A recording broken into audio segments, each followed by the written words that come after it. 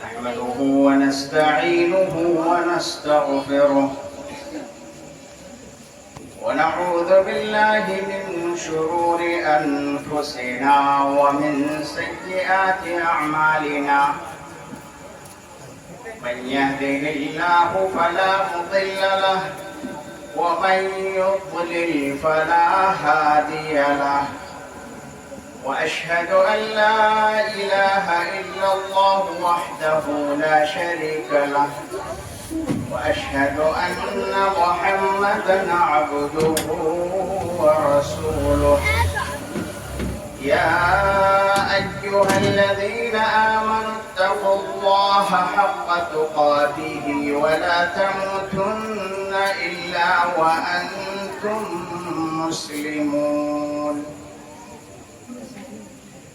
يا أيها الناس اتقوا ربكم الذي خلقكم من نفس واحدة وخلق منها زوجها وبث منهما رجالا كثيرا ونساء. واتقوا الله الذي تساءلون به والأرحام إن الله كان عليكم رقيبا. يا أيها الذين آمنوا اتقوا الله وقولوا قولا سديدا يصلح لكم أعمالكم ويغفر لكم ذنوبكم، ومن يطع الله ورسوله فقد فاز فوزا عظيما. أما بعد، فإن أصدق الحديث كتاب الله، وأحسن الهدي هدي محمد صلى الله عليه وسلم، وشر الأمور محدثاتها، وكل محدثة بدعة، وكل بدعة ضلالة، وكل ضلالة في النار. أعوذ بالله من الشيطان الرجيم. بسم الله الرحمن الرحيم. ما قدر الله حق قدره والأرض جميعا قبضته يوم القيامة والسماوات مطويات بيمينه.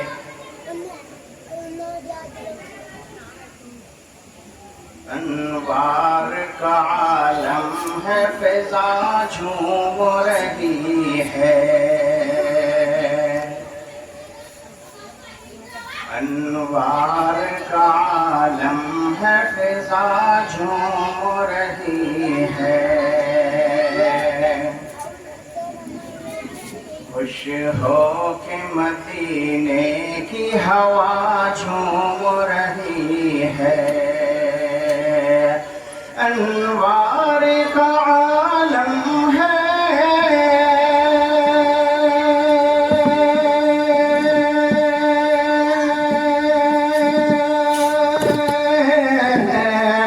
انوار کا عالم ہے، انوار کا عالم ہے. فضا جھوم رہی ہے، فضا جھوم رہی ہے.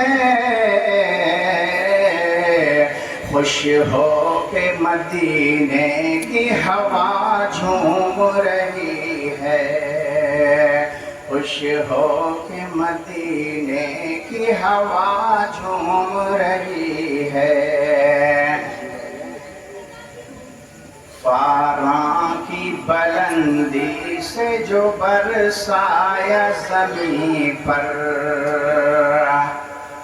قرآن مجید کی آیت کا ایک ٹکڑا تلاوت کرنے کا شرف حاصل کیا ہے. اللہ رب العالمین سے دعا ہے کہ الہ العالمین مجھے اس آیت کی روشنی میں حق اور صحیح بات کہنے اور ہمیں اور آپ کو اس پر عمل کرنے کی توفیق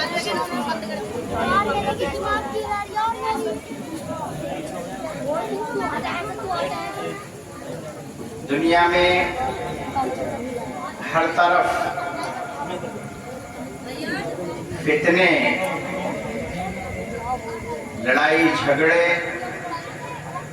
شور شرابے ہیں۔ جس بستی یا جس گاؤں، جس محلہ یا جس قریہ یا جس شہر بھی آپ چلے جائیں تو ہر طرف ہمیں ایک عجیب سا ہنگامہ سنائی دے گا۔ معمولی سی باتوں پر آپس میں جھگڑے اور لمبی لڑائیاں جنم لے لیتی ہیں، اور نوبت یہاں تک پہنچتی ہے کہ قتل و غارت گری کا نمبر آ جاتا ہے۔ بھائی بھائی سے دور ہو جاتا ہے، بیٹے اپنے ماں باپ کو گھروں سے دھکے دے کر نکال دیتے ہیں، نوجوان بوڑھوں کی قدر کرنا چھوڑ دیتا ہے، اور آج کے یہ حالات ایک عام انسان پر بھی مخفی نہیں ہے، چاہے جائے کہ کسی خاص آدمی پر تو پڑھا لکھا ہو۔ چھوٹا بچہ، بوڑھا، نوجوان، مرد، عورت، بچے، بچیاں، ہر شخص ایک عجیب سے ماحول میں سانس لے رہا ہے، جہاں دیکھیے فتنے ہیں، گھروں میں فتنے، مسجدوں میں فتنے، مدرسوں میں فتنے، بازار میں فتنے، گلی کوچوں میں فتنے۔ کہاں اور کون سی ایسی جگہ ہے جہاں پر فتنے، لڑائی جھگڑے، فسادات نہیں؟ اور یہ بات ذہن نشین رہے، ایک جگہ مائک سیٹ کر دیں، بار بار اس کو چھوڑے جائیں، کبھی کم کر رہے ہیں کبھی بڑھا رہے ہیں، کبھی کم کر رہے ہیں کبھی بڑھا رہے ہیں۔ بھائی ایسے تقریر نہیں ہوگی، کوئی فائدہ نہیں۔ اب آپ نے بالکل کم کر دیا۔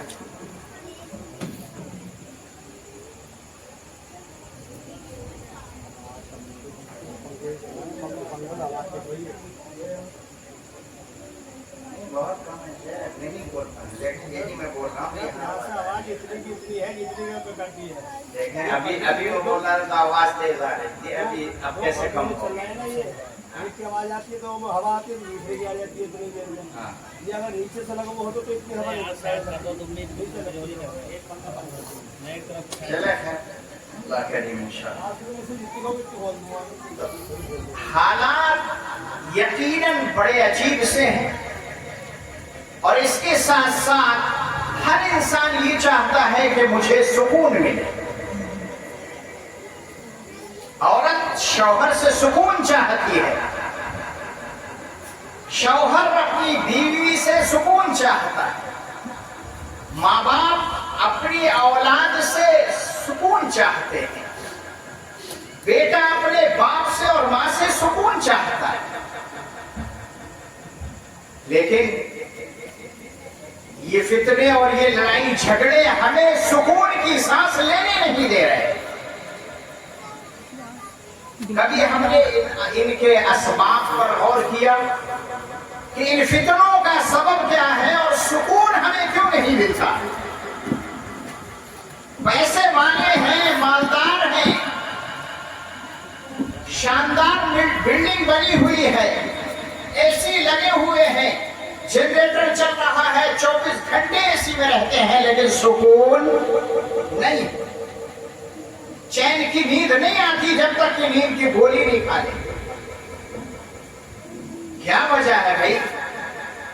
لوگوں نے تو آج کے اس ماحول میں مادے کو، پیسے کو سب کچھ سمجھ لیا ہے، رشتہ داریاں پیسے کے بلبوتے پر بڑھتی جاتی ہیں، دوست پیسے کے بلبوتے پر بنایا جاتا ہے، بھائی کو بھائی اسی وقت سمجھا جاتا ہے جبکہ دوسرا بھائی بھی ہمارے مقابلے کا ہو، ہمارے اسٹیٹس کا ہو۔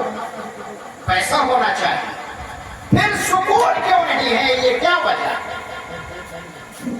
کیوں افراتفری ہے؟ پیسہ ہے، بلڈنگ ہے، آسائشیں ہیں، ساری چیزیں مہیا ہیں، گاڑی ہے، بینک بیلنس ہے، لیکن سکون نہیں ہے.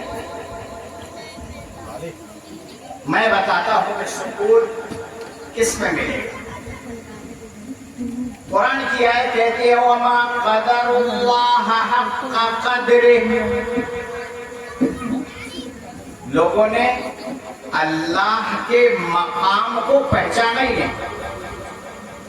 اللہ کا مرتبہ کیا ہے، اس کی شان کیا ہے، اس کو اس کی شان اور اس کا مقام دیا ہی نہیں.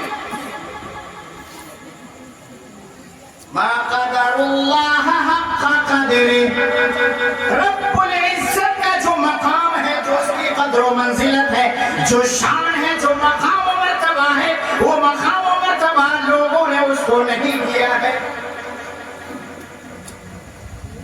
اور یہ صرف دعویٰ نہیں ہے، اس کے دلائل اور اس کی مثالیں بے شمار موجود ہیں. ابھی آپ آگے دیکھیے، اللہ نے آگے فرمایا وَالْأَرْضُ جَمِيعًا قَبْضَتُهُ يَوْمَ الْقِيَامَةِ. قیامت کے دن ساری زمینیں، ساتوں زمینیں رب کائنات کی مٹھی میں سے سمٹی ہوئی ہوں گی.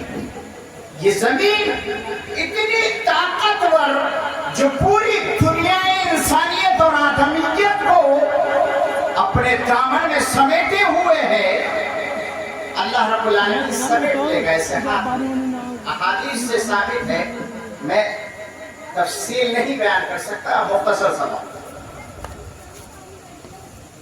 سمیٹ لے گا اللہ رب العالمین ساری زمینوں کو. يقبض الله تعالى يوم القيامة السماوات السبع بيمينه. سمیٹ لے گا. والسماوات مطويات بيمينه. اور سارے آسمانوں کو اللہ رب العالمین دائیں ہاتھ میں سمیٹ لے گا. یہ آسمان جو پوری کائنات پر چھایا ہوا ہے، بغیر کسی ستون کے، بغیر کسی کھمبے کے، بغیر کسی روک ٹوک کے، اس آسمان کو اللہ اسے سمیٹ لے گا. ہاتھ میں چھوٹا سا، ساتوں زمینوں کو سمیٹ لے گا. ہے کوئی دنیا کی طاقت جو ان ساتوں زمینوں کو، ساتوں آسمانوں کو سمیٹ لے؟ اور اس کے بعد حدیث میں آتا ہے ثم یحزہن. دونوں کو سمیٹ کر کے اور اس کے بعد اللہ حرکت دے گا، ہلائے گا، جھنجھوڑ دے گا. صحیح حدیث ہے. ثم یحزہن، جھنجھوڑ دے گا. آسمانوں کو، زمین کو اتنے بڑے ہیں، کسی کی طاقت نہیں ہے کہ اس میں کچھ کر سکے یا اس میں اپنی کوئی کاریگری دکھا سکے. آج تک دنیا میں کوئی ایسا انسان پیدا نہیں ہوا کہ جو آسمان کے اندر، یہ زمین کے اندر ذرہ برابر اپنی طاقت کا اور اپنی صلاحیت کا استعمال کرنے کوئی تبدیلی کرتے.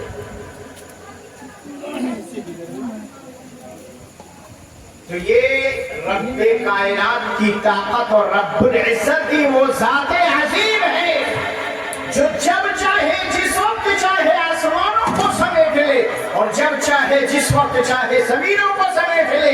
یہ رب کائنات کی طاقت ہے، لیکن ہم نے رب کائنات کے مقام کو نہیں پہچانا، اس کی شان کو، اس کے منزلت کو نہیں پہچانا. جو مقام دینا چاہیے وہ مقام ہم نے نہیں دیا. ما قدر اللہ حق قدرہ. اتنی بڑی طاقت ہونے کے باوجود جو پوری دنیا کا حاکم و بادشاہ ہے، جو پوری دنیا کا مالک ہے، جو عظیم تخت و تاج کا مالک ہے، اس ذات کی عظمت کو، اس کے مقام کو ہم نے نہیں پہچانا. آج ہم میں کتنے ایسے ہیں جو دنوں رات رب کائنات سے بغاوت کرتے ہیں. نمازیں ہم نہ پڑھیں، روزے ہم نہ رکھیں، لڑائیاں ہم لڑیں، فکریں ہم پھیلائیں، جھگڑے اور فسادات ہم کریں. کیوں کہ ہم نے رب کائنات سے منہ موڑا ہے، اس رب ذوالجلال سے झगड़ा किया है, उसके बगावत की है। अल्लाह अकबर हम जरूर कहते हैं, अल्लाह की जात बहुत बड़ी है, बहुत बड़ी है। सब कहते हैं, हर मुसलमान जो भी नमाज पढ़ता है अल्लाह अकबर कहता है, लेकिन मानता है नहीं।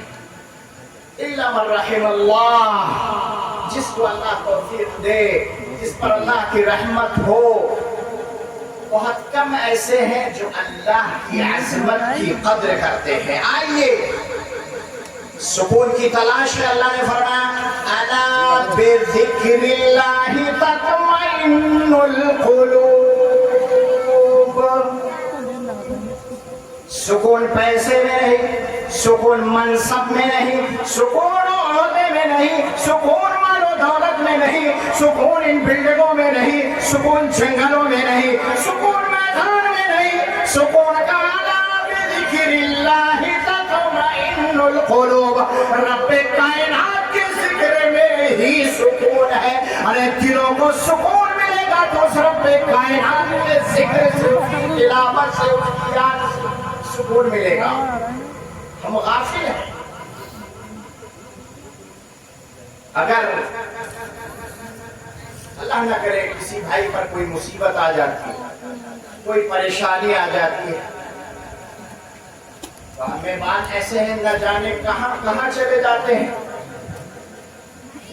कोई साथी मिल गया, अरे भाई वो फलाना आदमी बड़ा पहुंचा हुआ है, उसके पास जाओ, वो जरूर बताएगा कुछ न कुछ। हो सकता है तुम्हारे ऊपर हवा का असर हो, हाँ, हो सकता है तुम्हारे ऊपर जादू कर लिया गया हो सकता है तुम्हारे ऊपर जिन्नात छोड़ दिए गए हो, इसलिए फला शख्स के पास चले जाओ। अरे वो मस्जिद के इमाम साहब हैं, बड़े पहुंचे हुए हैं, और मैं गया था, ये मर्ज था, और ऐसे ऐसे मुझे शिफा मिली। हाँ, और ऐसे लोग जो बाजारी हैं, जिन्होंने इस चीज को आज तिजारत बना लिया है, वो लोग अपने नुमाइंदों को मैदान में छोड़ देते हैं कि भाई तुम्हें इतने पैसे मिलेंगे, तुम जाकर के मेरे बारे में ये लंबी चौड़ी हाँकना और ये कहना कि फला पीर साहब इतने पहुंचे हुए हैं, फला बुजुर्ग साहब इतने पहुंचे हुए हैं, या फला इमाम साहब इतने पहुंचे हुए, फला मुर्शिद है, तो फला खलीफा है, तो फला ना जाने क्या क्या है। लेकिन सुनो, वो रब्बे कायनात जो पूरी दुनिया का हाकिम है, जो सारे बड़ों का बड़ा है, जो सबसे अजीम है पूरी दुनिया में, हमने उस मुसीबत में उसको छोड़ दिया। अल्लाह फरमाया वयमसस्कल्लाहु बिदुर्रिन फला काशिफ लहू इल्ला हू। अगर मुसीबत पहुंचेगी, उस मुसीबत को बचाने वाला, उस मुसीबत से दूर रखने वाला, उस मुसीबत से छुटकारा अगर कोई दिलाएगा तो वो रब्बे कायनात और रब्बुल इज्जत है जो उस मुसीबत से छुटकारा दिलाएगा। सच फरमाया अल्लाह ने, वमा क़दरुल्लाह हक़्क़ क़दरिही। और मुसीबत में हमने मुर्शिद को पुकारा, हमने पीर को पुकारा, हमने फरिश्ते को पुकारा, हमने वली को पुकारा, लेकिन रब्बे कायनात को न पुकारा। कहाँ हमने अल्लाह की मंजिलत को पहचाना? अल्लाह सबसे बड़ा है। तो मुसीबत में फला, मुश्किल में फला, परेशानी में फला, बीमारी में फला नहीं, खालिस दिल को खालिस अल्लाह के हवाले कर दो। अल्लाह के नबी जनाब मुहम्मद रसूलुल्लाह सल्लल्लाहु अलैहि वसल्लम हमेशा ये दुआ किया करते थे, अल्लाहुम्मा ला तकिलनी इला नफ्सी तरफत ऐन। अल्लाह मुझे अपने नफ्स के हवाले पलक झपकने की बराबर भी मत करना। समझ रहे बात? यानी ऐसा मत करना अल्लाह कि कभी मेरे अंदर ये आ जाए कि मैं अपने नफ्स पर पूरा भरोसा और एतमाद कर लूं हर चीज में, एक लम्हा और एक लहजे के लिए भी मत करना। तरफत ऐन, पलक झपकना मामूली सा वक्त होता है, कहा इस मामूली से वक्त के लिए भी मुझे अपने नफ्स के हवाले मत करना। ये कौन कह रहा है? ये हमारे हादी रहनुमा, हमारे कायद और सरदार, आखिरी नबी अहमद मुश्तफा मोहम्मद मुस्तफा सल्लल्लाहु अलैहि वसल्लम इरशाद फरमा रहे हैं। तो फिर हमारा क्या हाल होना चाहिए? हमें तो اپنے آپ کو لے کر کے یہ دعا کرنا چاہیے کہ اے اللہ ہم بڑے فکروں میں ہیں, بڑی مصیبتوں میں ہیں, بڑی پریشانیوں میں ہیں, تو ہمیں مصیبتوں پریشانیوں سے تو ہی بچا سکتا ہے, فلاں نہیں بچا سکتا, یہ نہیں بچا سکتا, یہ نہیں بچا سکتا. اے رب عزت, اے رب ذوالجلال, ہم تیرے بندے ہیں اور تیرے عاجز بندے ہیں, لہذا تیرے سامنے ہاتھ پھیلا کر اپنی مصیبت لے کر کے آئے ہیں, تو رب العزت یہ مصیبت تو ہی دور کرے گا, ہم کسی اور سے نہیں. تب ہم سمجھتے کہ رب العزت کی قدر و منزلت کو ہم نے پہچان. اسی طرح سے دعا کا معاملہ ہے. مثلا ہمیں دعا کرنا ہے, کوئی ضرورت پڑ گئی تو ہم دعا کر رہے ہیں کہ اے اللہ فلاں کے صدقے میں ہماری دعا کو قبول فرما لے, فلاں کے صدقے میں ہماری یہ دعا قبول فرما لے. یہ فلاں کون ہے؟ اللہ رب العزت کے بعد یہ اللہ رب العالمین سے بڑے ہیں یا چھوٹے ہیں, یہ سمجھنے کی ضرورت ہے.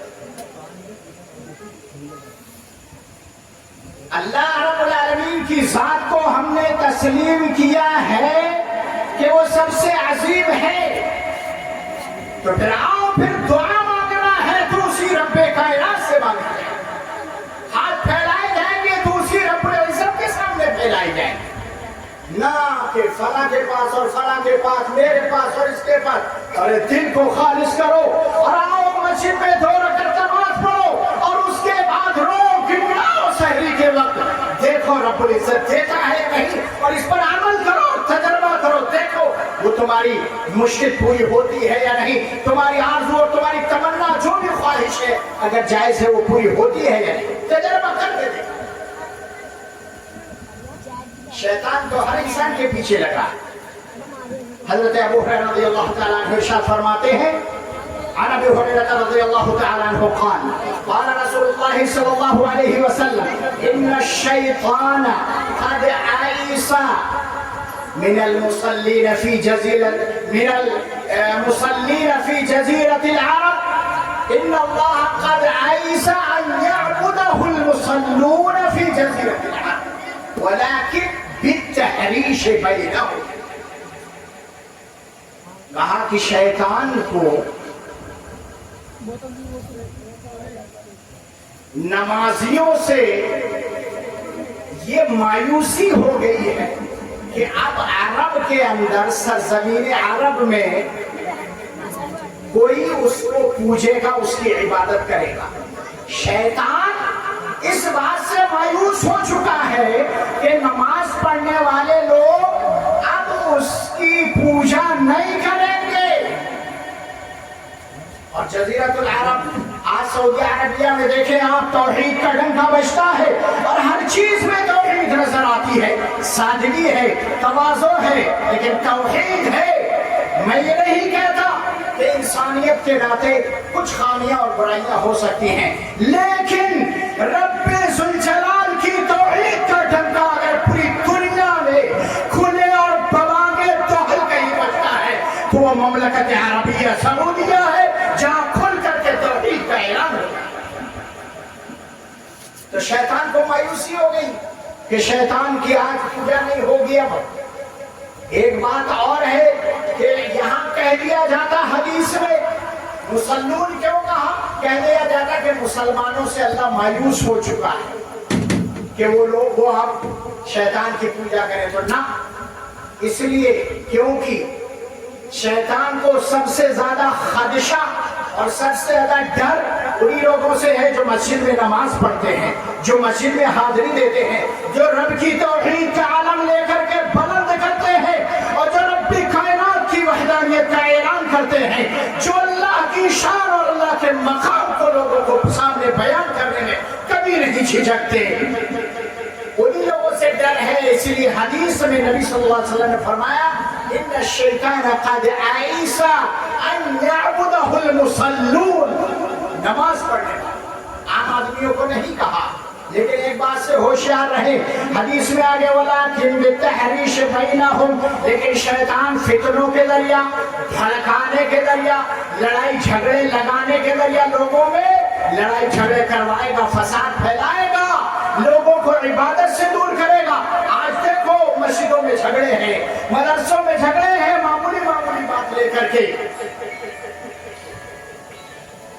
یہ کیا وجہ ہے؟ صرف اور صرف شیطان کیا بہکانا اور شیطان کا بھڑکانا۔ تو میں کہہ رہا تھا کہ دعا جب کریں تو اسے رب العزت سے کریں، خلوص کے ساتھ، للہیت کے ساتھ، اور مسجد میں حاضر ہو کر کے جب توبہ کریں گے، 2 رکعت نماز پڑھ کر مانگیں گے تو اللہ ضرور عطا کرے گا۔ اللہ نے فرمایا وَإِذَا سَأَلَكَ عِبَادِي عَنِّي فَإِنِّي قَرِيبٌ۔ کہا کہ نبی صلی اللہ علیہ وسلم جب میرے بندے آپ سے سوال کریں، پوچھے تو آپ بتا دو کہ فَإِنِّي قَرِيبٌ، میں قریب ہوں، مجیب دعوت الداع، پکارنے والے کی پکار سنتا ہوں۔ غور کیجئے اس آیت میں تھوڑا سا ایک نکتہ ہے، وہ بڑا اہم ہے۔ یہ ہر عام خاص، چھوٹا بچہ، بوڑھا، جوان، مرد عورت سب کے ذہن نشین ہونا چاہیے۔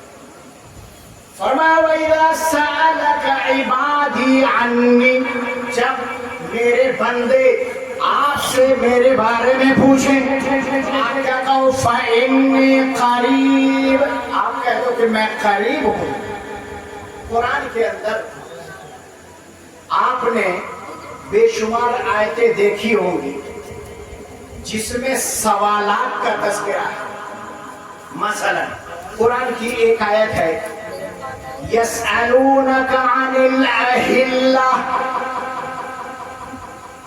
قُلْ هُوَ أَذًى، یعنی میرے کہنے کا مقصد یہ ہے کہ جب قرآن میں دیگر جگہوں پر سوالات کیے گئے آپ سے، تو آپ کے لیے اللہ نے لفظ قل کا استعمال کیا کہ اے نبی آپ کہہ دیجئے، قل، آپ کہہ دیجئے، بتا دیجئے۔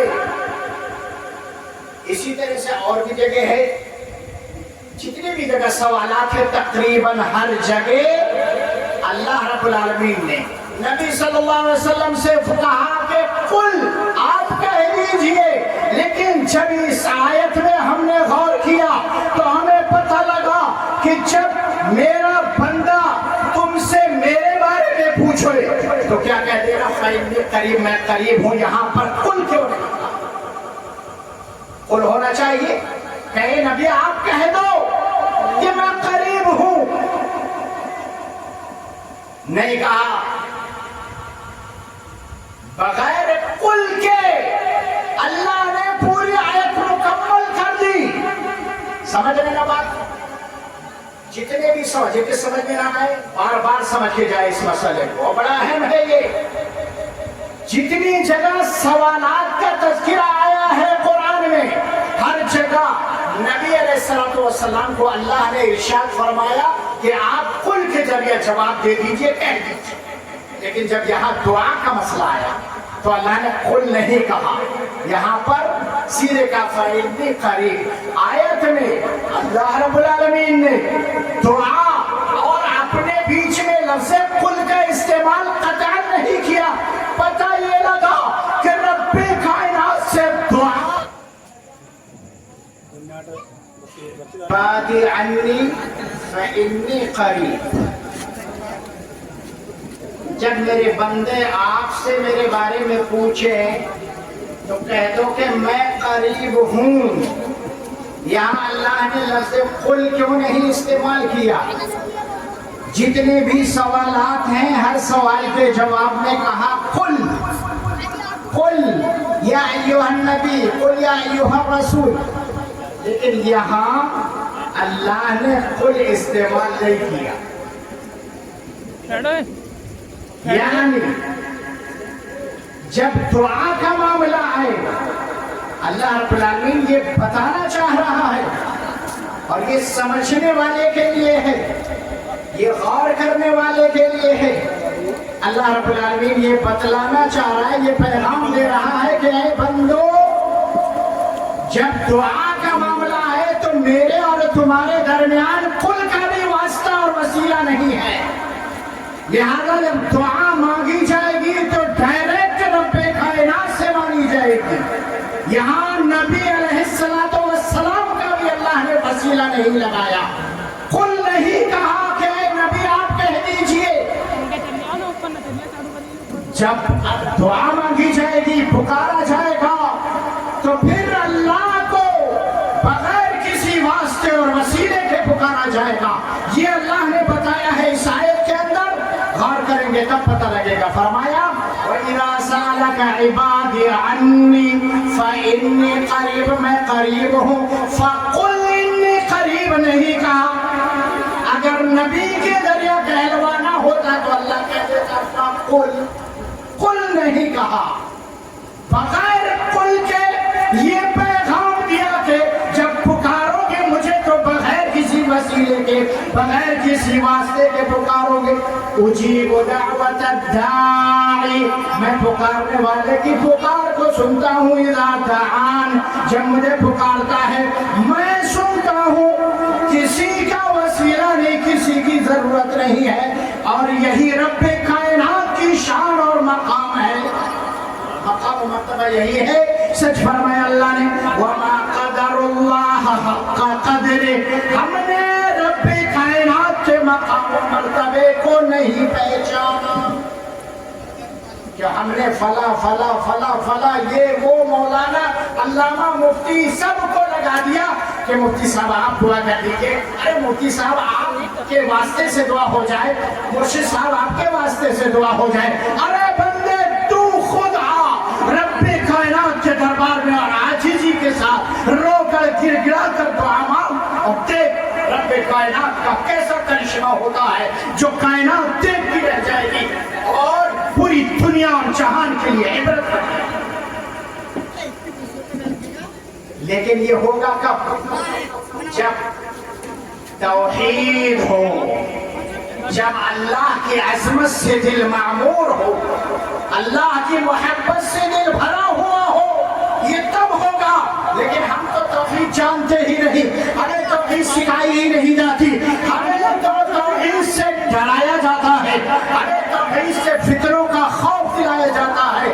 لیکن سنو، دنیا کے اندر پوری کائنات میں اگر سکون قائم کیا جا سکتا ہے تو وہ صرف اور صرف رب کائنات کی توحید ہے، جس کے ذریعہ پوری کائنات سکون کی سانس لے سکتی ہے۔ توحید یہ وہ کلمہ ہے، توحید یہ وہ جسم کا عضو ہے جس کے ذریعہ انسان کی روح کو تر و تازگی ملتی ہے۔ آپ قرآن کی آیت پڑھیے، شہد اللہ انہ لا الہ الا ہو والملائکہ واولو العلم قائما بالقسط لا الہ الا هو العزیز الحکیم۔ اللہ نے یہ گواہی کی شہادت دی کیا؟ کہ اللہ اکیلا ہے، عبادت کے اکیلے رہے۔ یہ کس نے گواہی دی؟ غور سے سمجھے گا اس آیت کو بھی۔ شہد اللہ انہ لا الہ الا ہو، اللہ نے گواہی دی کس بات کی؟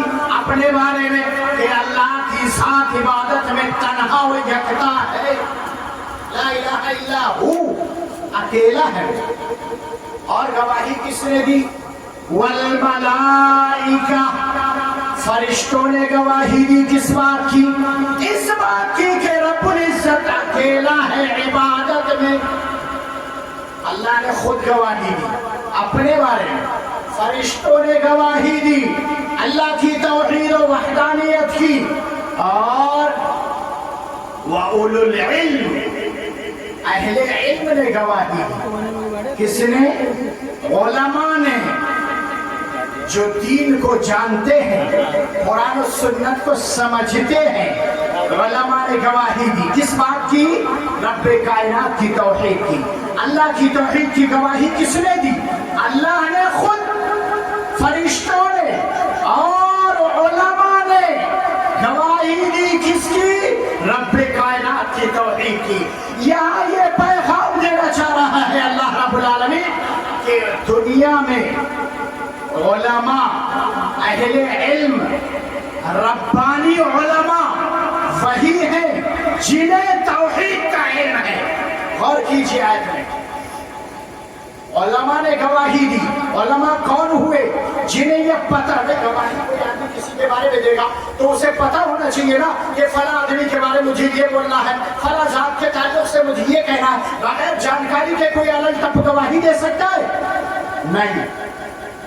بولے گا تو پھر جھوٹا ہوگا, جانتا نہیں ہوگا, عالم نہیں ہوگا, جہالت اس کے اندر بھری ہوئی ہوگی.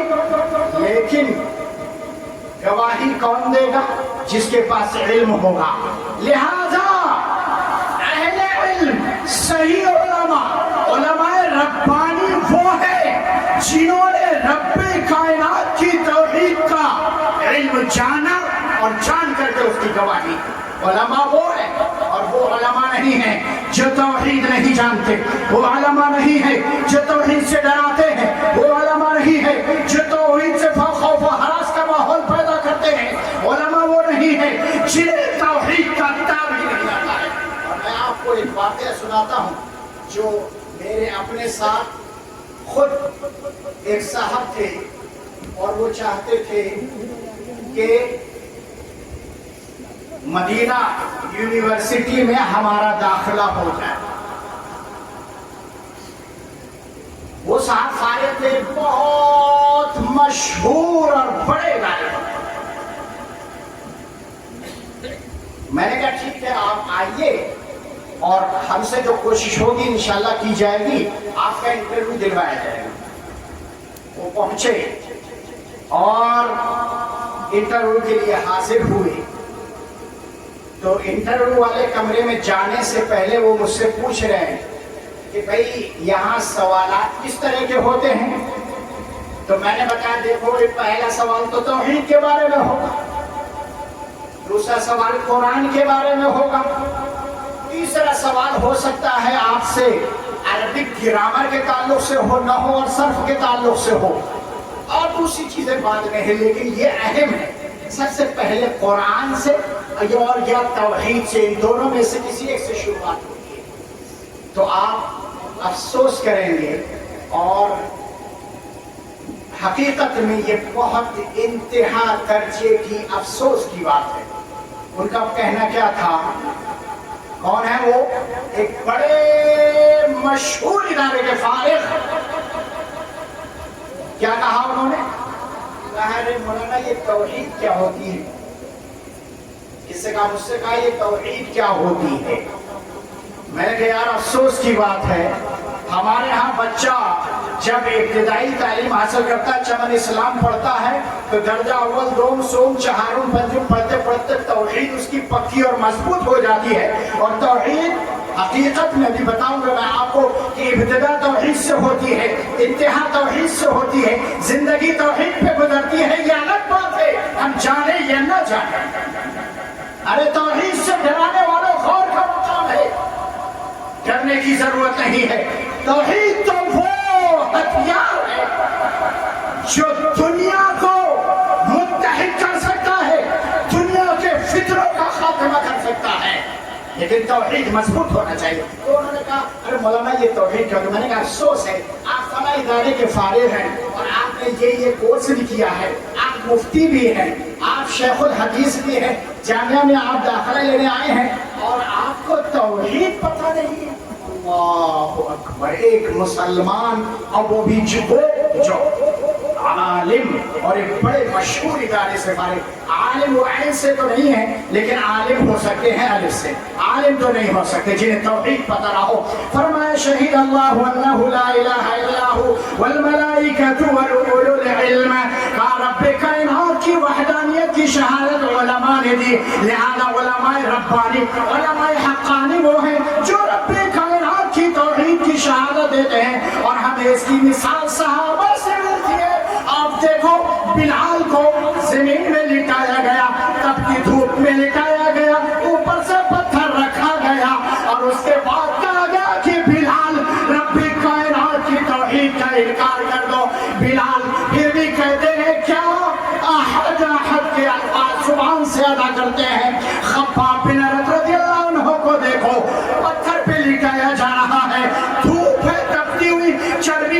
رہی ہے جسم سے، لیکن پھر بھی آپ توحید سے نہیں پھر رہے ہیں۔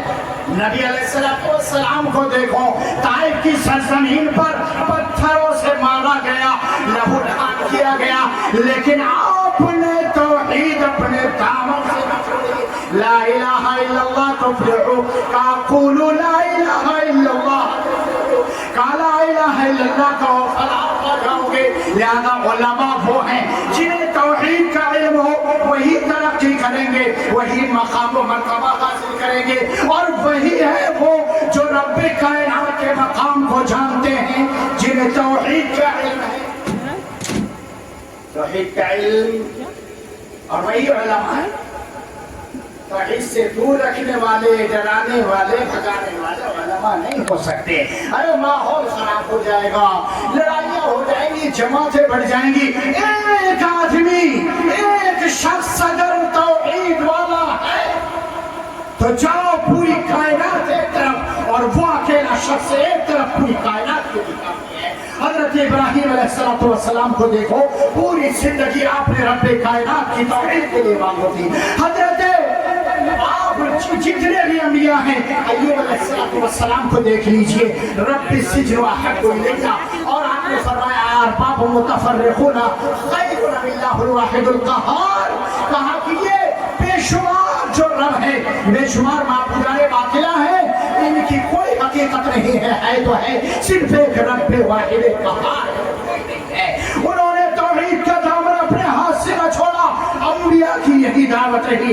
لہذا پتہ یہ لگا توحید جان ہے، توحید روح ہے، توحید سکون ہے، توحید معاشرے کا سکون ہے، توحید بھی میں رب کائنات نے سکون رکھا ہے۔ اگر ہمیں سکون چاہیے، فتنوں سے نجات چاہیے، جھگڑوں سے عافیت چاہیے، تو آؤ توحید کا دامن پکڑو اور بواد توحل دنیا کے سامنے یہ اعلان کر دو کہ باطل سے ڈرنے والے آسمان نہیں، ہم 100 بار کر چکا ہے کہ ہمارا، ہم ہیں توحید والے، ہم ہیں لا الہ الا اللہ محمد رسول اللہ والے ہیں، رب کائنات کی توحید اور محمد رسول اللہ صلی اللہ علیہ وسلم کی اتباع کے ہم سچے پکے دم بھرنے والے ہیں۔ لہذا اہل حدیثوں، ہوش میں آؤ، چینجنگ لاؤ اپنے اندر، تبدیلی پیدا کرو، اور توحید پر کوئی کمپرومائز نہیں ہونا چاہیے، کوئی سمجھوتا نہیں ہے توحید پر۔ جو توحید کو جانے گا، توحید کو سمجھے گا، وہی ہمارا دوست، اور توحید کو جو قبول کرے گا وہی ہمارا ساتھی اور رشتہ دار ہے۔ آپ دیکھو حضرت نوح علیہ السلام نے ایک لمبے زمانے تک دعوت و تبلیغ کا کام کیا، مختصر میں صرف اشارہ کر رہا ہوں، لمبے زمانے تک دعوت و تبلیغ کا کام کیا۔ کتنے لوگ ایمان لائے؟ صرف 50 ایمان لائے۔ کتنے؟ 50 یعنی وما آمن معه الا قلیل، قلیل کا لفظ ہے چھوڑ کم لوگ، معمولی سے لوگ لائے۔ 950 برس تبلیغ کی اور چند لوگ تبلیغ کرنے کے بعد ایمان لائے۔ آپ نے اللہ سے دعا کی کہ اللہ تعالیٰ یہاں تو میری دعوت کے بارے میں کوئی سننے والا ہے ہی نہیں، لہٰذا اللہ جو چاہے وہ کر، اللہ تم پر عذاب بھیج دے۔ اور اللہ رب العالمین نے بستی والوں پر مختصر میں ان سب پر ایک عذاب بھیجا۔ تو پھر نوح علیہ السلام کا بیٹا بھی ڈوبنے لگا، بارش آئی اور پورے بستی والے ڈوبنے لگے، ان کا بیٹا بھی ڈوبنے لگا۔ تو کیا کہا نوح علیہ السلام نے؟ رب ان ابنی من اہلی، کہا کہ اے اللہ میرا بیٹا ڈوب رہا ہے۔ بیٹے اور باپ کی محبت، بیٹے اور باپ کا پیار سب جانتے ہیں کتنا ہوتا ہے، بیٹا کیسا بھی ہو، لیکن باپ اپنا دل نکال کے رکھ دیتا ہے، باپ اپنا سینہ چیر کے رکھ دیتا ہے، بیٹے کو کوئی بھی خراش آنے نہیں دیتا، پوری رات بے چینی میں گزار دے گا، لیکن بیٹے کو سکون دینا گوارا کرتا ہے باپ۔ حضرت نوح علیہ السلام نے فرمایا رب ان ابنی من اہلی، اے اللہ میرا بیٹا بھی ڈوب رہا ہے، اس کو بچا لیجیے، میرا بیٹا ہے، میرے خاندان کا ہے، میرا اپنا سگا بیٹا ہے۔ لیکن اللہ نے کیا کہا؟ انہ لیس من اہلک، کہا اللہ نے فرمایا کہ وہ تمہارے خاندان کا نہیں، وہ تمہارے گھر کا نہیں ہے، मालूम ये हुआ कि तौहीद के मामले में रिश्तेदारियां नहीं काम आती हैं। बेटा हो या कोई भी हो, औलाद हो, बेटी हो, बीवी हो, अगर तौहीद वाली नहीं है, तौहीद वाला नहीं है, कोई कंप्रोमाइज नहीं। कहा इन्नहु लैसा मिन अहलिक, कहा तुम्हारा बेटा नहीं है वो, बेटा होता तो तुम्हारी तौहीद की दावत को कबूल करता।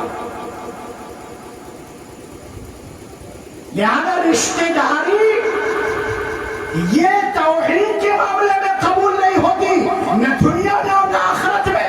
आज लोग ये कहते हैं कि ठीक है हमने यहाँ फला की हाथ पे बैअत कर ली है, मुरीद हो गए हैं, यारा हमारे तो फला मुर्शिद है, वो हमें जन्नत में ले जाएंगे, जो वो कहते हैं हम मानते हैं, उनकी हर बात पर अमल करते हैं।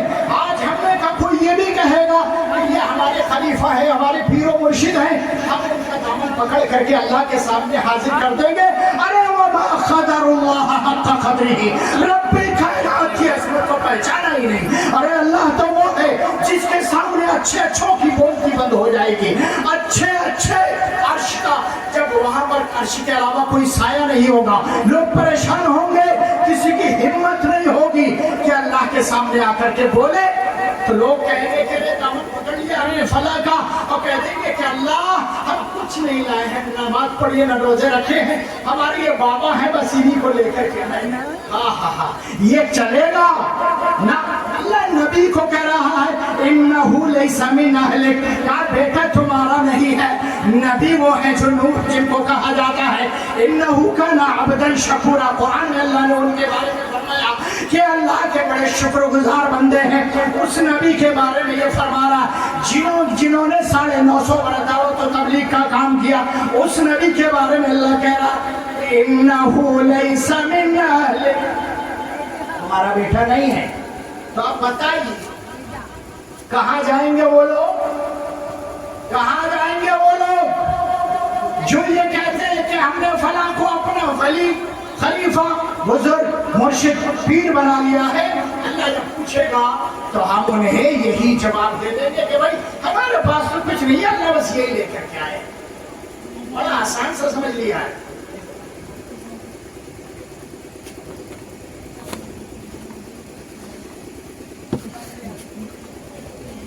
बड़ा मुश्किल मामला है। तौहीद के मामले में कोई समझौता नहीं है। लोग अपने मामूली से मामलात की खातिर आज तौहीद को भूल जाते हैं। इसीलिए मैंने शुरू में कहा वमा क़दरुल्लाह हक़्क़ क़द्रिही, अल्लाह की आज़मत को पहचाना ही नहीं, अल्लाह की शान को पहचाना ही नहीं, अल्लाह के मक़ाम व मर्तबे को पहचाना ही नहीं। एक मुख़्तसर हदीस तो बहुत लंबी है, लेकिन खुलासा आपको 2-3 मिनट में बयान करके बात को खत्म करूंगा। ज्यादा लंबी चौड़ी बात नहीं कर रहा हूँ। बुखारी शरीफ और मुस्लिम शरीफ दोनों की हदीसें मुत्तफ़क़ अलैह रवायत है और बड़ी मशहूर रवायत है, उसको हदीस शफ़ाअ के नाम से भी जाना जाता है। मैदान महशर होगा, सूरज करीब होगा और बारहा सुबह होगी, आपने हदीस और मा जन्नासु बअदुहुम बिबअद, लोग आपस में एक दूसरे से रगड़ रहे होंगे और आपस में टकरा रहे होंगे, भीड़ होगी, पसीना बह रहा होगा, कोई डूब रहा होगा, परेशान होंगे, अभी हिसाबो किताब नहीं हुआ होगा, तो फिर क्या करेंगे, आपस में बात करेंगे कि यार कुछ तो किया जाए। किसी की हिम्मत नहीं होगी कि अल्लाह रब्बुल आलमीन से कुछ बोले, किसी की ये मजाल नहीं होगी कि अल्लाह के सामने जाकर के कुछ अर्ज करे। फयातून आदम, तो आदम अलैहिस्सलाम के पास आएंगे और कहेंगे अंत अबुल बशर खलक़क अल्लाहु बियदिही व नफ़ख़ फ़ीक मिन रूहिही व अस्जद लका मलाइकतहु फ़श्फ़अ लना रब्बक फयक़ूल लैस ली मिनहा व फ़ी रिवायत लैस ली बिहा। आदम अलैहिस्सलाम पूरे कायनात के सबसे पहले पैगंबर, आदमियत की जड़ और इब्तिदा उन्हीं से होती है। उनका मकाम और मर्तबा बयान करने की जगह नहीं है, लेकिन आप सब जानते हैं सबसे पहले नबी आदम अलैहिस्सलाम। अब लोग बेचारे जब परेशान होंगे तो सोचेंगे कि अरे چلے ان کے پاس چلتے ہیں، کیونکہ آدم علیہ السلام ہمارے باپ ہیں، ہمارے دادا ہیں، اور اللہ نے انہیں اپنے ہاتھ سے بنایا ہے، مٹی سے اپنے ہاتھ سے بنایا ہے، یہ بھی شرف کی بات ہے۔ اور اللہ نے فرشتوں کو حکم دیا کہ ان کو سجدہ کریں، تو سجدہ کسی عظیم ہستی کو کروایا جاتا ہے۔ لہٰذا آدم علیہ السلام کے پاس آئیں گے، کہیں گے یا آدم اشفع ربک، کہا کہ ہماری سفارش کر دیجئے۔ تو آدم علیہ السلام دوڑ کر چلے گئے ہوں گے کہ ارے میں تو نبی ہوں، سب سے پہلے ہوں، ساری کائنات کا میں دادا ہوں۔ کہا کوئی بات نہیں ہے، رکو ابھی جاتا ہوں اپنے رب سے جا کر کے تمہاری سفارش کر دیتا ہوں۔ ہاں ہمارا پیر، ہمارا بزرگ و مرشد یہ تو کہے گا کہ لو بھائی یہ چیک ہے فلاں زمین کا، یہ چیک لے جاؤ اور اس میں 5 لاکھ جمع کر دو، یہ جنت کا چیک ہے۔ ہاں چیک لیا آپ نے کہ نہیں لیا؟ جنت چیک لوگ کاٹ کر کے بیچ رہے جنت کے، کھوکیاں بند ہو جائیں گی لوگوں کی۔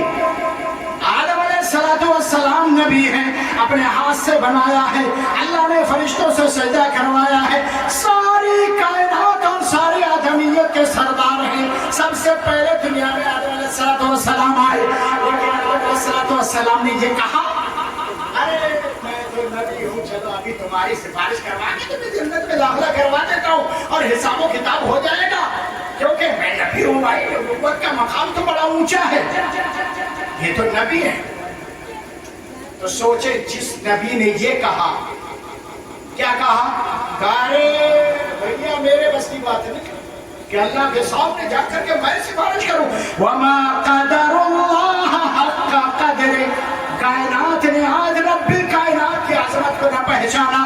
آدم علیہ السلام نے یہ پتا کیا کہ اللہ کی عظمت کیا، اللہ کی شان کیا ہے، فرمایا لیس لی بہا، میرے بس کی بات نہیں ہے کہ میں جا کر کے اس اللہ کے سامنے سفارش کروں۔ کیوں؟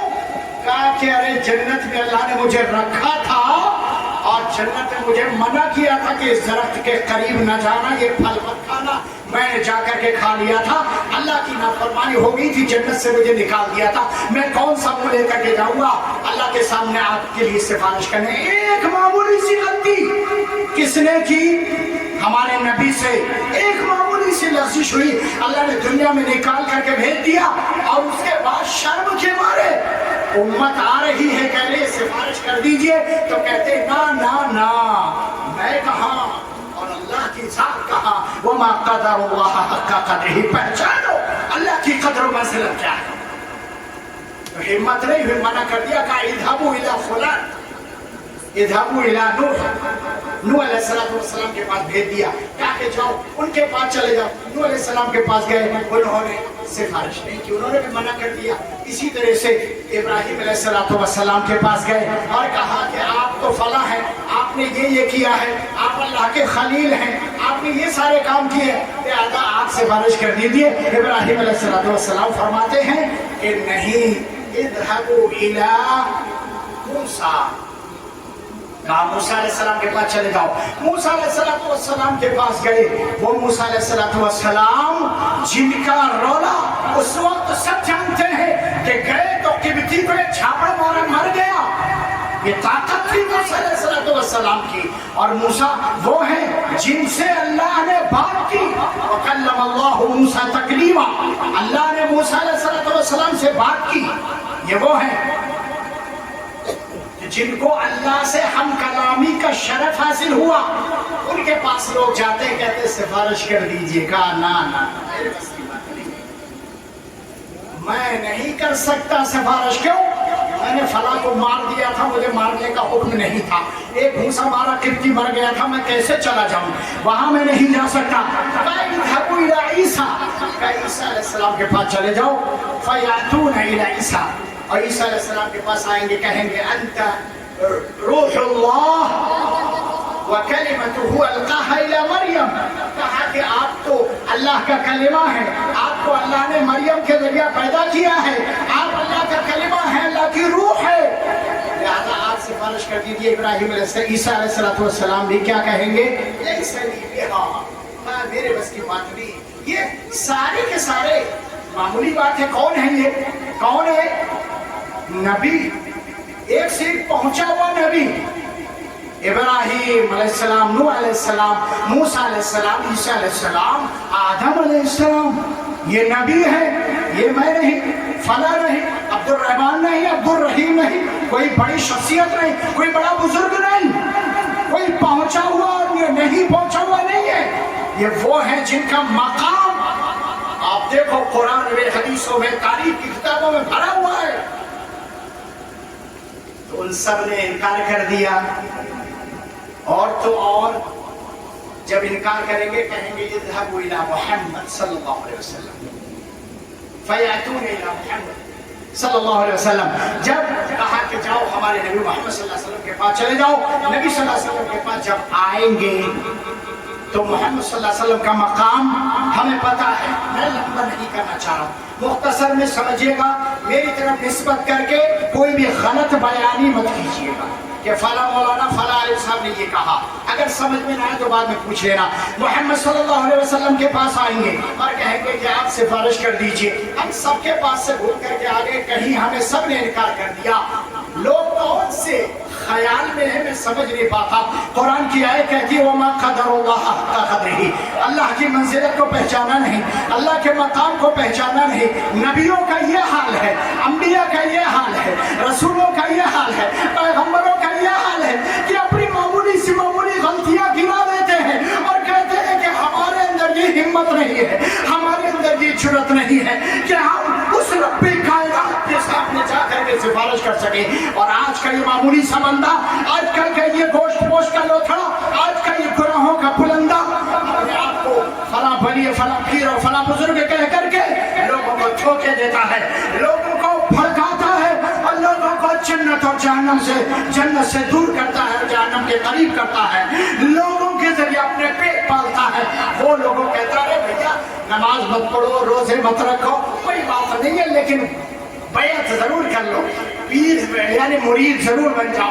फला है उनके पास पीरी मुरीदी इख्तियार कर लो, टोपी इस रंग की लगाना, पैजामा इस रंग का पहनना, कुर्ता इस रंग का पहनना। रे मेरे भाइयों सुनो, इन सारे नबियों ने जो ऐलान किया वो ऐलान तौहीद था, इसके अलावा कुछ नहीं था कि मेरे पास ना आओ, फला के पास ना जाओ, जाओ तुम रब्बे कायनात के दरबार में खुद दुआ करो और मांगो। वो किस तरह से सुने? हमारे नबी मोहम्मद सल्लल्लाहु अलैहि वसल्लम के पास जब आए तो आप और हम क्या सोच रहे होंगे? अरे मोहम्मद सल्लल्लाहु अलैहि वसल्लम तो हमारे नबी हैं, आखिरी पैगंबर हैं, अंबिया के सरदार हैं, सबसे आला वरफा हैं, अफजलुल बशर हैं, सबसे आला मकाम है पूरी बशरियत में। तो मोहम्मद सल्लल्लाहु अलैहि वसल्लम के पास जब जाएंगे तो क्या कहा आपने? कह दिया कि अरे कोई बात नहीं, अरे तुम तो मेरे मानने वाले हो, तुम तो मेरी उम्मत हो, तुम तो मेरे मुत्तबईन हो, चलो कोई बात नहीं, 5 मिनट रुको, अभी सिफारिश करके आता हूँ। हम तो यही तवक्को कर सकते हैं ना, क्योंकि हमने पीरी मुरीदी का ऐसा सिलसिला शुरू कर दिया है कि तौहीद पर तभी पर्दे डाल दिए हैं, तौहीद को हमने ढांप दिया है कि लोगों तक तौहीद पहुंच ही न सके, लोग अंधेरे में रहे और अंधेरे में जितने रहेंगे हमारे पेट भरते रहेंगे। और देखो लोग अंधेरे में रख के मस्जिदों में क्या कर रहे हैं? मस्जिदों के पैसों पर कुंडली मार करके बैठे हुए हैं, मस्जिदों के पैसों पर कब्जे जमाए बैठे हैं, मदरसों के पैसों पर कब्जे जमाए बैठे हैं, हराम खोरी कर रहे हैं, न मस्जिदों का हिसाब देते हैं, न मदरसों का हिसाब देते हैं, ना इस तरह से दूसरे दीनी और खैर वाले इदारे हैं उनका कोई हिसाब किताब देते हैं। जैसे समझते हैं कि हमारा माल है, ये माल अल्लाह का है, ये माल अल्लाह का है, रब्बे जुल जलाल का है। और जिसने ये बात हड़पा गोया कि वो रब्बे कायनात का बागी है, अल्लाह के माल को हड़प रहा है। मस्जिद कितनी अच्छी जगह है, मदरसा कितनी अच्छी जगह है, खैर का नेक का काम होता है, नमाज होती है, इबादत होती है, लोग नमाज पढ़ने आते हैं, लेकिन मुतवल्ली साहब, इमाम साहब, मुक्तदी साहब और इसी तरह से नाज़िम साहब, सदर साहब, हाँ चलो आ रहा भैया 4-5 लाख तो है, अपना दुकान खोल लेते हैं, मस्जिद का कोई हिसाब लेने थोड़ी आ रहा, या मदरसे का कोई हिसाब लेने थोड़ी आ रहा है। अरे मेरे भाइयों, लोगों की आंखों में धूल झोंकते रहोगे, कोई बात नहीं है, मेरी आंखों में, फला की आंखों में धूल झोंक करके उनको आप बहरा और अंधा कर सकते हो, लेकिन अल्लाह देख रहा है, रब की नजर आपके ऊपर है, अल्लाह देख रहा है। جو خفیہ سے خفیہ چیزیں دیکھتا ہے تو اس اللہ سے ڈر. تو لوگ آج توحید پر پردے ڈال دیتے ہیں کہ پیٹ کا مسئلہ ہے بھائی. توحید کے بارے میں اگر بات کر دی اس پیٹ، ارے جی کیا بول دیا یار تم نے توحید، ہاں کیا جاؤ یاد ہے یہ بات مت بولنا دوبارہ. تو نبی علیہ السلام کہہ دیں گے ارے میرے امتی ہو تمہاری سفارش میں کراتا ہوں. نہ اللہ کے دربار میں اللہ کے نبی جناب محمد الرسول اللہ صلی اللہ علیہ وسلم کہتے ہیں فآتی تحت العرش فاخروا له ساجدا. کہا کہ میں رب کائنات کے عرش کے نیچے آتا ہوں اور آؤں گا اس وقت جب میری امت والے سفارش لے کر کے آئیں گے.